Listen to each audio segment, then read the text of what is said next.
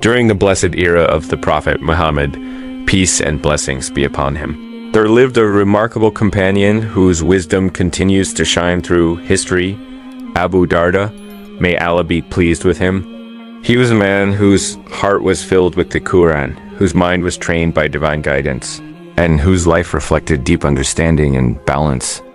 People knew him not for wealth or status, but for the strength of his character and the sincerity of his faith. Years later, during the caliphate of Uthman ibn Affan, Abu Darda was entrusted with a great responsibility.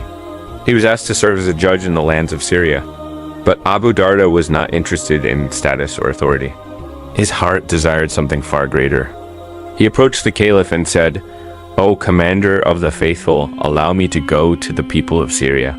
I want to teach them the Qur'an, the Sunnah of the Prophet, and establish prayer among them." Uthman, recognizing the purity of his intention, smiled and replied, "Go, and may Allah make your path easy and filled with goodness." With that blessing, Abu Darda left for Damascus.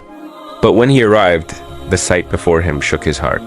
The people there lived in comfort, surrounded by wealth, entertainment, and a lifestyle heavily absorbed in the pleasures of the world.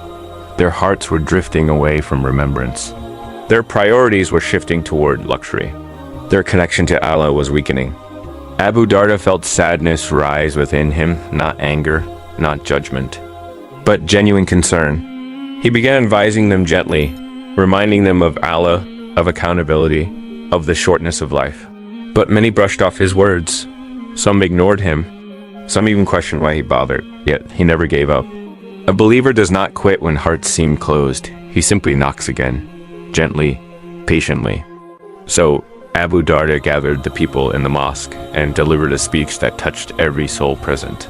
He stood before them and said, "O people of Damascus, you are my brothers in faith and my neighbors in this land.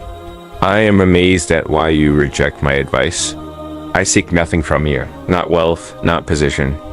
I simply do not want to see ignorant people remain in their ignorance, nor do I want the scholars to abandon you. All I want is for you to obey Allah and stay away from what He has forbidden." His words were sincere, free from arrogance, free from superiority, free from judgment. They came from a place of compassion, and because of that, many hearts softened. People began to weep as if something inside them had finally awakened. From that day on, Abu Darda continued his mission. He went from gathering to gathering, from marketplace to marketplace, answering questions, correcting misunderstandings, guiding those who were careless, and reminding those who had forgotten. One day, as he walked through the streets, he noticed a group of people hurling insults at a man. Their faces showed anger. Their voices were filled with harshness. Abu Darda approached them and asked, "What is happening here?" They replied, "This man has fallen into a great sin." He paused for a moment, then asked them a powerful question. "Tell me, if you saw this man fall into a deep well, would you leave him there? Or would you help him climb out?" They answered immediately, "Of course, we would help him out." Abu Darda nodded and said, "Then treat his sin the same way. Do not crush him with blame. Do not push him deeper into despair. Instead, guide him. Help him rise again. Teach him. Remind him. And be grateful to Allah, the one who protected you from falling into the same mistake." His words struck the hearts of everyone present.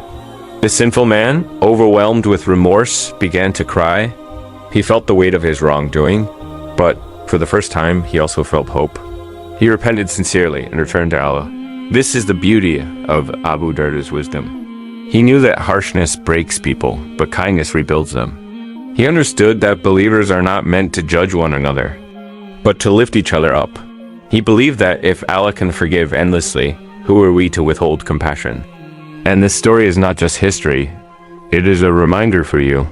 For me, for all of us, when you see someone struggling, do not mock them. When you see someone slip, do not push them deeper. When someone sins, do not shut the door of hope before they even knock. Instead, be like Abu Darda. Be the one who guides, not the one who destroys. Be the hand that lifts, not the tongue that harms. Be a reminder of mercy and a symbol of patience. Because every person you meet is fighting a battle you cannot see. and one act of kindness.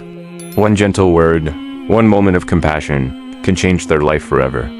May Allah make us people who heal hearts, not break them. People who spread light, not darkness. People who guide others toward goodness, just as Abu Darda did. And may Allah grant those who listen, those who reflect, and those who support goodness, health, prosperity, and abundant blessings. Ameen.